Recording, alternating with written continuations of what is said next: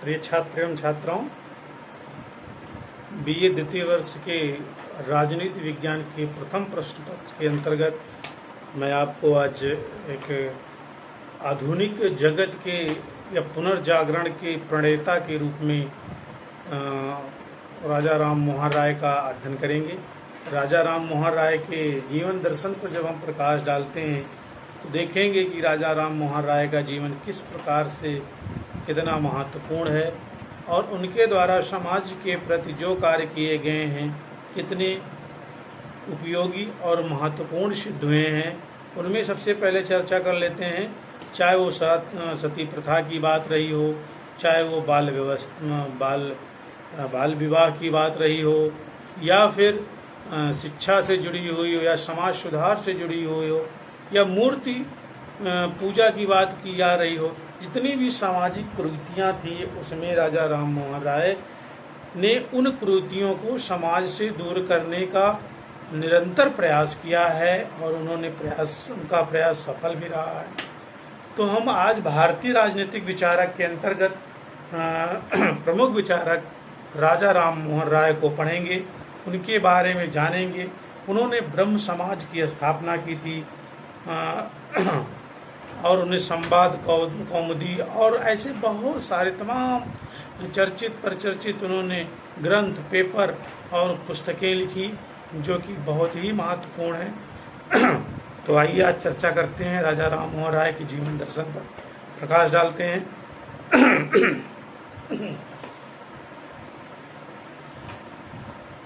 राजा राम मोहन राय का जीवन दर्शन की जब हम चर्चा करें तो देखते हैं कि राजा राम मोहन राय का जन्म कब हुआ। 22 मई 1772 ईस्वी को कहाँ हुआ था? बंगाल, पश्चिम बंगाल का एक क्षेत्र है, हुगली एक क्षेत्र है। हुगली के पास राधानगर ग्राम है, राधानगर ग्राम में हुआ था। कहाँ हुआ था?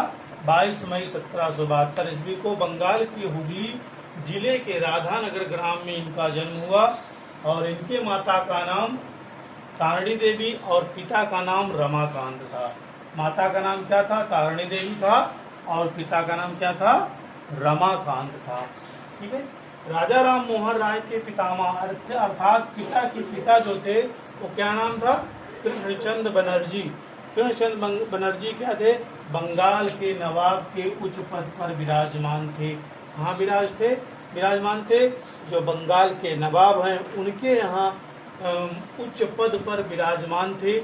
उनकी सेवाओं से प्रभावित होकर नवाब ने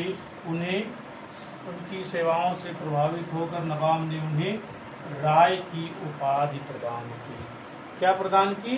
राय की उपाधि प्रदान की। ठीक है। जैसा कि हमने चर्चा कर चुके हैं कि उनकी माता का नाम तारिणी देवी और पिता का नाम रमाकांत राय था। राजा राम मोहन राय बाल्यकाल से ही प्रतिभा के धनी थे। वो 15 वर्ष की उम्र में, कितने वर्ष की उम्र में? 15 वर्ष की उम्र में बंगला, फारसी, अरबी, हिंदी और संस्कृत का अच्छा ज्ञान प्राप्त था।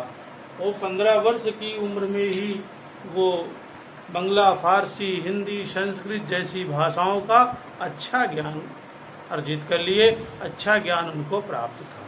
तो आइए अगले क्रम में देखते हैं।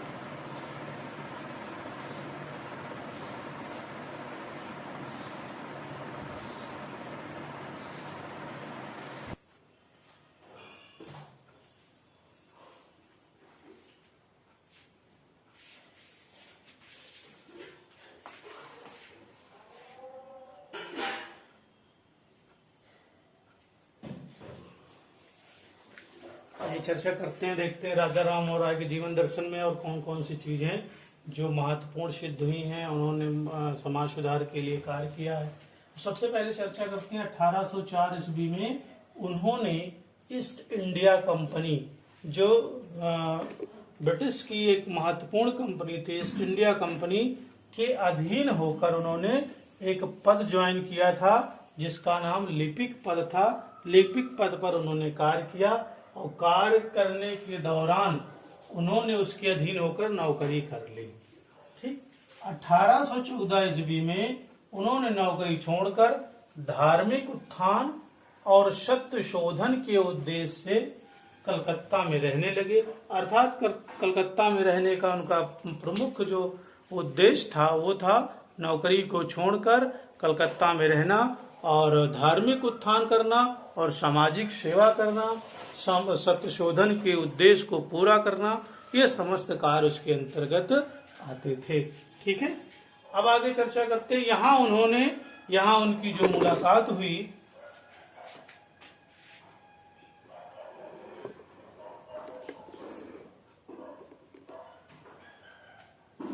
यहाँ उनकी मुलाकात H.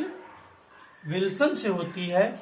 अंग्रेजी विचारकों के कुछ अंग्रेज विचारकों से मुलाकात हुई, जिसमें से प्रमुख रूप से H. Wilson, Macaulay, sir William Jones, sir हाइडिस्ट और एडम जैसे अंग्रेजी विचारक प्रमुख रूप से हैं। ठीक है, 1816 ईस्वी में उन्होंने केन और ईसोपनिषद का बंगला तथा अंग्रेजी में अनुवाद किया। किसका किया? 1816 में केन और ईसोपनिषद का बंगला तथा अंग्रेजी में उन्होंने अनुवाद किया। ठीक, उन्होंने बाद में बंगला में संवाद कौमुदी तथा फारसी में मिरातुल अखबार नामक 2 पत्र निकाले। कौन कौन से? संवाद कौमुदी और मिरातुल अखबार। संवाद कौमुदी जो था बंगला में था और मिरातुल अखबार जो था वो फारसी में था। इन्होंने 2 अखबार निकाले। ठीक, 2 पत्र इन्होंने निकाले, मिरातुल अखबार और संवाद कौमुदी। ठीक, तो आइए अगले क्रम में चर्चा करते हैं हम।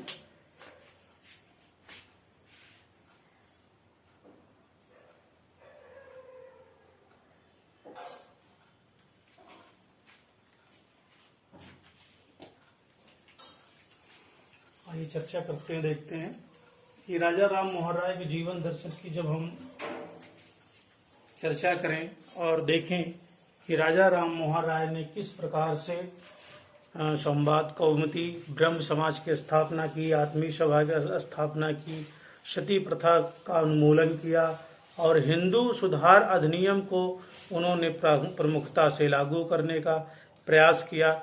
तो राजा राम मोहन राय द्वारा ऐसे बहुत सारे कार्य किए गए जो हिंदू समाज को एक नया रास्ता दिखाने का प्रयास किया, नया रास्ता दिखाने का कार्य किया और उससे सदैव जो है नए मार्ग पर चलने के लिए प्रेरित किया है। आइए चर्चा करते हैं, देखते हैं उनके द्वारा और कौन से कार्य हुए हैं। तो जब हम 1815 ईस्वी की चर्चा करें तो उस समय इन्होंने आत्मीय सभा की स्थापना की थी, जिसके द्वारा धार्मिक सुधार के लिए प्रयास किया गया, प्रयत्न किया गया और वहां पर आत्मीय सभा का गठन किया गया 1815 से। 1828 ईस्वी में इनका प्रमुख रूप से ब्रह्म समाज की स्थापना करते हैं। और ब्रह्म समाज की स्थापना करने वाले कौन हैं, कब किया गया, ये क्वेश्चन बहुत पूछा जाता है, कंपटीशन में बहुत इसका जिक्र होता है। तो हम देख सकते हैं कि 1828 ईस्वी में ब्रह्म समाज की स्थापना की गई और इनके द्वारा ब्रह्म समाज की स्थापना करने के पश्चात भारतीय समाज को एक नई दिशा दशा दोनों सुधारने का इन्होंने भरसक प्रयास किया है। अब 1815 की 15 नवंबर 1830 ईस्वी में अगर इसकी चर्चा करें, देखें तो इसमें जिक्र किया गया है कि 15 नवंबर 1830 ईस्वी को जलयान से अर्थात समुद्री मार्ग के द्वारा इंग्लैंड प्रस्थान किए। कहाँ गए? इंग्लैंड चले गए। वहां जाने के बाद इनकी मुलाकात किससे होती है? अंग्रेज दार्शनिक प्रमुख रूप से और विधिक सुधारक जिसे हम जेरेमी बेंथम का नाम कहते हैं, जेरेमी बेंथम से इनकी मुलाकात होती है। कब होती है? जब 15 नवंबर 1830 में समुद्री मार्ग के रास्ते इंग्लैंड प्रस्थान कर चले गए। वहां इनकी मुलाकात विख्यात अंग्रेज दार्शनिक और विधिक सुधारक के रूप में जेरेमी बेंथम से इनकी होती है और उनसे इनकी मित्रता हो जाती है। क्या हो जाती है? उनसे इनकी मित्रता हो जाती है।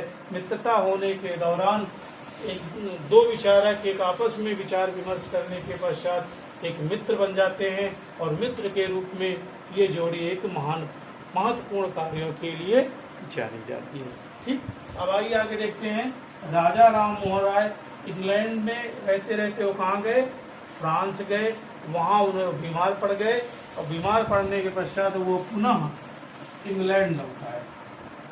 ठीक, और अंततः 20 सितंबर 1843 ईस्वी में इंग्लैंड में ब्रिस्टल नामक स्थान में उनका हो गया, स्वर्गवास हो गया। अर्थात इस महान विचारक का अंत हो गया। कहाँ पर, ब्रिस्टल में, इंग्लैंड में ब्रिस्टल एक स्थान है, वहां पर 20 सितंबर 1833 ईस्वी को इनका स्वर्गवास हो गया।